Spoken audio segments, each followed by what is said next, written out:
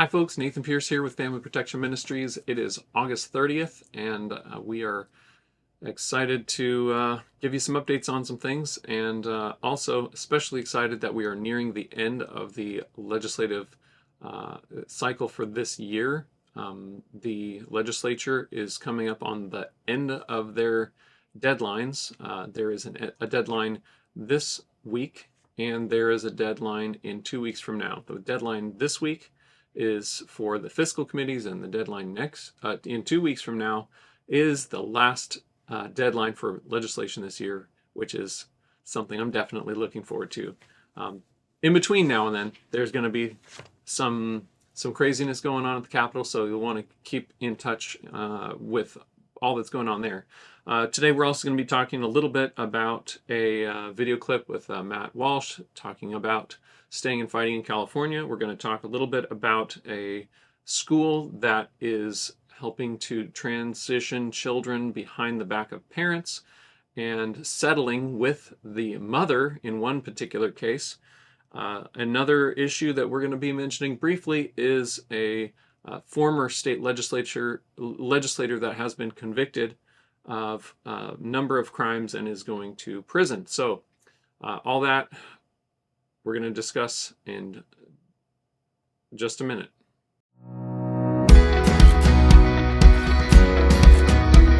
Welcome to the Frontline with FPM, where we talk about California politics, homeschool freedom, parental rights, and the family.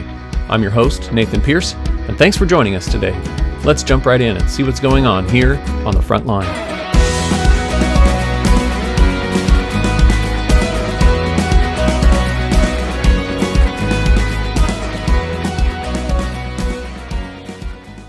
So today we have just an update on legislative deadlines. The first item that I wanted to clarify for you today is that we have two general types of committees here in the state legislature. One is the policy committees, and there are a lot of policy committees. You have the education committee, that's a policy committee. You have the agriculture committee, that's a policy committee. You have the business review committees, those are policy committees. You have health and safety committees. You have the judiciary committees. You have public safety committees. These are all policy committees. And a policy committee is where it is decided by state officials, state legislators, your elected officials that you elected from your local area to send up to Sacramento to make laws. These legislators are on committees to decide what policies we want to adopt in California. What is our view on these policies, and what kind of laws do we want to pass in California? Then, after a bill goes through those policy committees, and if they come out the other side of those committees, if they get passed, that is, then that means that those committees decided this is the kind of policy we want in California. This is what California stands for. This is what our position is on this kind of law, and we like this. This is good law. Now, there's another kind of committee, and that is the fiscal committees or the appropriations committees. And both houses have these. The California State Senate, California Assembly have policy committees and fiscal committees. These fiscal committees, known as appropriations committees, are where they don't discuss typically what is good law in California. They discuss how are we going to pay for this new law. They are looking at how much money the state brings in. They're looking at the state budget. They're looking about the laws in terms of how much is it going to cost us to adopt this new policy. They're not so much interested in whether this is good policy or wrong policy or stupid policy. They're just looking at how much is it going to cost and can we pay for it? And they're really more interested in how do we categorize these different bills and how do we prioritize them? Because they're not looking at, do we want this bill to become law? Do we want to implement this?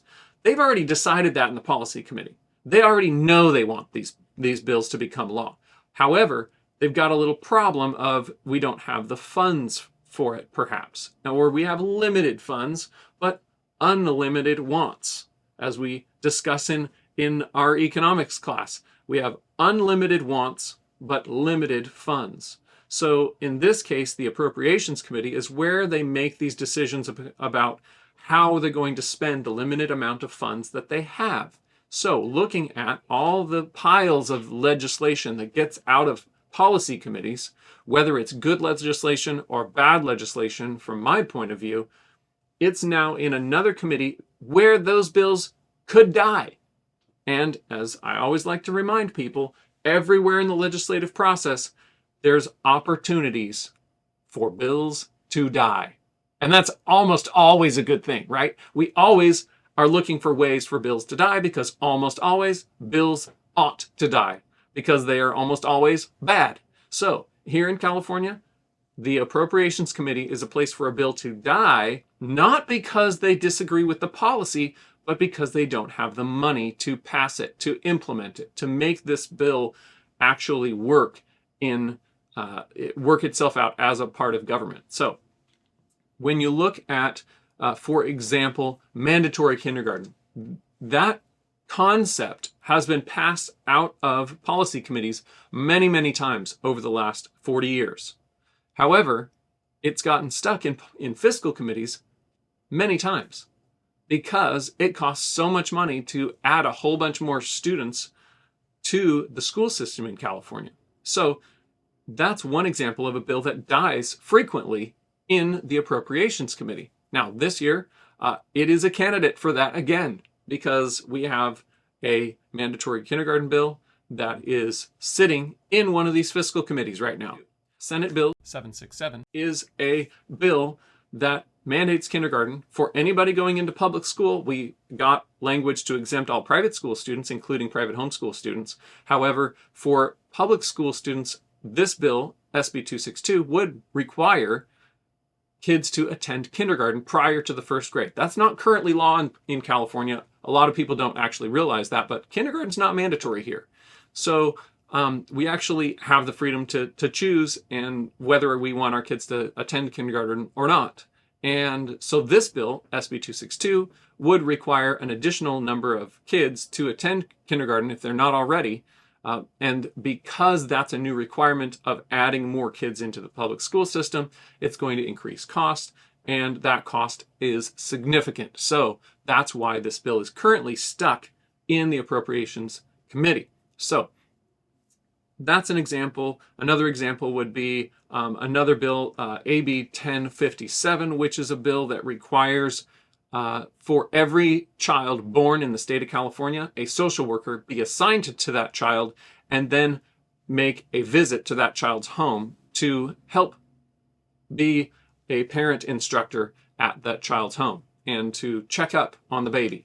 Now, this is also going to create a massive amount of cost for the state of California, because where are you going to find a whole bunch of new social workers to go do all these home visits for people that there aren't necessarily any issues with, people that are just having a baby and now all of a sudden they need a social worker? Well, that's kind of outside the realm of what normally social workers do in California. Usually social workers follow up on issues where there's been a report of some kind of problem, right? Well, in this case, we're not talking about that. We're talking about bringing in a whole new realm of work for social workers, and that would lead to a mass new ballooning of the agency where social workers are based. And so you would have to hire a whole bunch of new social workers, which means you have to train a whole bunch of new social workers, and you have to have the administration to be running them. So major cost there. And so that's another example of a bill that's currently in the Appropriations Committee's waiting to get out. Now, the deadline for that is September 1st. And if bills don't make it out of the Appropriations Committees on September 1st, then they will either wait for next year or they will eventually die. So either one of those is fine by me. And we look forward to lots of bills being stopped in this committee this year. And with God's help, we will see that happen. So you can be praying for that. Pray for bills to get held in committee and to not pass out of committee. The committee hearing for these is kind of an odd situation. They call it a hearing. It's something where a bunch of people gather in a room somebody reads off a list of all the bills that made it out and explains the bills that didn't make it out of committee, which means that they are stuck in committee still, continuing into next year. So what that means is it's really less of a hearing and more of a telling, because what they're doing is they're just announcing, by reading off of a list, they're just announcing what they've already decided behind closed doors. So it's not a hearing, it's telling, but they call it a hearing. So it's kind of awkward, because usually a hearing is when they hear from the public and from organizations like us about the impact of a bill, why it's not good, why it is good, why we should or should not pass it. But in this situation, it's not a real true hearing, it's actually a telling. So that's what's going on in the appropriations committees this week. And so we ask for your prayers on that. Next up, we've got this video from a conference where a young man from California is talking about what he should do. What he's asking Matt Walsh a question, actually, about what he thinks of people in California. Let's go ahead and watch that. My question to you is, what do you say to people like me, to people like everyone in this room, young Californian conservatives who are stuck in the liberal hellhole? What do we do? Because I was listening to your show the other day, and you were saying you're from the Northeast. It's pretty blue over there, but you don't want to give up where you're from. You don't want to give up where your family's at, where you grew up, your childhood home. I mean, I was born here. My parents were born here. I mean, this California is where I'm from. I want to dig my heels in and fight. I don't want to give it up. I don't want to give up Silicon Valley. I don't want to give up the agricultural center of America. California is America. There's so much that happens here. I don't want to cede this to them. I don't want to give this up. This is my land. This is where I'm from. I want to fight for it. What do you say to me besides move away, run away, give it up? It's hopeless. I'd say if that's what you feel called to do, then I think it's incredibly noble and brave, and you should do exactly that. Now, as someone who doesn't live in California, I'm not from here, I confess that sometimes I do have the attitude of, if you guys want to go do your own thing, that's fine. So Matt Walsh confesses that he sometimes has that attitude of, well, it's California, let them go their own way. And I can understand being outside the state, you might feel that way sometimes, but there's a lot of people in California that don't agree with what people typically hear about when they hear about, oh, California's done this other new crazy thing, and there's a lot of those things. I live in it right here in Sacramento, so it's not lost on us that there's crazy stuff happening in California. We know that it's there. But at the same time, I really appreciated Matt Walsh's comments. He said, incredibly noble and brave to stick it out and to continue to fight for freedom here in California. And I applaud Matt Walsh for saying that, because I think we need more people to say that it's worthwhile to do that. It is noble, it is brave, and it is the right thing to do, to stand up for freedom and to fight for it. And I appreciate this young man who is interested in protecting freedom in California and defending our rights in California, just like other people are passionate about defending rights in other places in the United States and around the world. We can do the same thing here in California, and it is making a difference. So we can appreciate that, and we should continue to learn from people like this and be encouraged by one another as we continue to fight for freedom. Next story I'm going to mention is, let's look at this school situation, a public school down in Southern California. And this is a California school district that allowed a student, not just allowed, but sort of encouraged this social transition of this girl, 11-year-old girl, who was told by her school, this is in the Spreckles Union School District in Monterey County. She was told by her school that she might be upset since she didn't know who she truly was inside. And this is from Fox News. It was on national Fox News yesterday. And according to Fox News, the school allowed her to use the boys' restroom, use male pronouns to refer to her, and was socially transitioned away from her biological gender. Ultimately, this mother sued the school. The school settled with the mother for $100,000, and the daughter has voluntarily gone back to being known as a girl. And so I think it's worth noting that this is in the news, and I'm proud of this mother that's standing up for her daughter. And I'm also encouraged to see that the school is being held accountable, at least somewhat, here in this situation.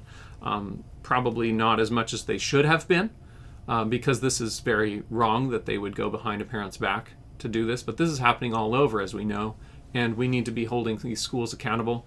And I hope that you can be encouraged by this story that that this situation occurred and was fought against, and the school was held accountable. So that's good. That's good that happened, at least to the degree that it did. Next, Mr. Mark Ridley Thomas was sentenced to 42 months in prison. Now, this gentleman, Mark Ridley Thomas, was a former assembly member and state senator here in California. He was an LA councilman. And he was found guilty of. He's been at the center of numbers of controversies over the years, but according to the California Globe, he was. Let's see. He was sentenced in. Let's see. The judge, U.S. District Judge Dale Fisher, sentenced him to 42 months in prison over 4 counts of honest services wire fraud and 1 count each of honest services mail fraud, bribery, and conspiracy. Now, a number of these issues come out of the misuse of funds coming from his campaign funds, where he distributed them, and it was inappropriate use of these funds, and some covering up of how those funds were used. So this is an issue that comes up from time to time with government officials basically defrauding the people that donated money to their campaigns. And I bring this up because for 2 reasons. One is to remind people that they're not that you need to be reminded of this, but in certain parts of politics, there's sort of just nasty stuff that happens all over the place, and this is no exception to that. Obviously, that there's fraud, there's embezzlement, there's all kinds of different ways that politicians try to get around the law. Sometimes they're caught, but politics is a yucky kind of a area in our state and in the world today. It's tainted by sin. And we need to remember that all of these people, regardless of what parts of this they may have been sucked into with regard to politics being a yucky business, sin is in the world. And we know that that sin is not going to triumph in the end. That ultimately we have all these bills that come up in Sacramento. We have legislators that go off and do things that are illegal, and they get in trouble sometimes. This is a symptom of something that's deeper, that's in our society because of the fall and sin that's in all of us. And each one of us, politician or not, we need the gospel. We need the grace of God. And so I wanted to bring this up to remind all of us that every one of these legislators needs the gospel. Every one of them needs God's love and grace. And every one of them is our neighbor. And Jesus called us to love our neighbor. And he didn't say love our neighbor except for politicians. And that's something that's easy for us to forget. And so I would call each of us to a renewed change of our mindset to love our neighbor, including our politicians, even when they don't seem lovable, because they need God's love first and foremost, just like each of us do. So when you consider those around you, whether it's your physical next door neighbor or whether it's your politicians that represent you at the local, state, or federal level, I would encourage you to be praying for those leaders as God has commanded us to do. So with that, I hope that you will have a good week and be praying for our legislature as they finish up going through. There will be hundreds of bills on the table this next week and a half, 2 weeks. So be praying for the decisions that our leaders make, and be praying for their salvation because they need it just as much as you and I. That's it for today. We'll see you again next time. Thanks for joining us for this episode of The Frontline with FPM. For more information about the topics we discuss here, check out Family Protection Ministries at fpmca.org and subscribe to our channel.